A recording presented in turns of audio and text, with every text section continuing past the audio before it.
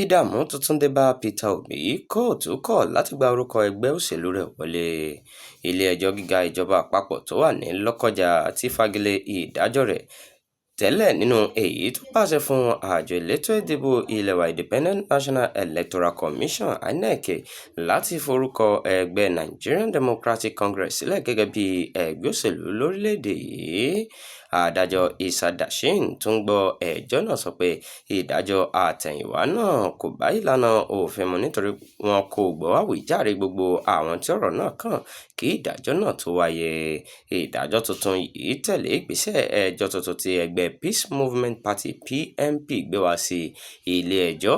Ẹgbẹ́ náà sọ pé lógò tó jẹ́ ti àwọn náà ni ẹgbẹ́ NDC lò nígbà tó forúkọ sílẹ̀ lọ́dọ̀ àjọ INEC.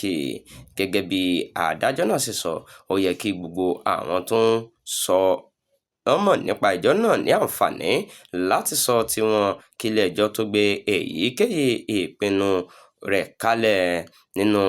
Nítorí èyí, ilé-ẹjọ́ pàṣẹ pé kí ẹjọ́ náà bẹ̀rẹ̀ láti ìbẹ̀rẹ̀ pẹ̀pẹ̀ pẹ̀lú àjọ INEC, ẹgbẹ́ PMP àti ẹgbẹ́ òṣèlú NDC gẹ́gẹ́ bí àwọn olùjẹ́jọ́ nínú ọ̀rọ̀ náà.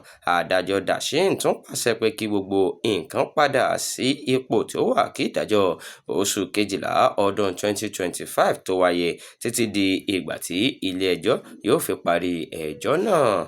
Agbẹjọ́rò fún ẹgbẹ́ PMP Chikezie Okocha sọ fún àwọn oníròyìn pé ẹgbẹ́ náà lọ sí ilé-ẹjọ́ lẹ́yìn tí wọ́n ṣe àkíyèsí pé ìforúkọsílẹ̀ NDC dá lórí àmì tí wọ́n fi ránṣẹ́ sí INEC tẹ́lẹ̀ kí ẹjọ́ náà tó bẹ̀rẹ̀. Ó ní ilé-ẹjọ́ gbà pé ìpinnu tó wà nílẹ̀ tẹ́lẹ̀ kì í ṣe pẹ̀lú ẹ̀tọ́ àti àǹfààní PMP.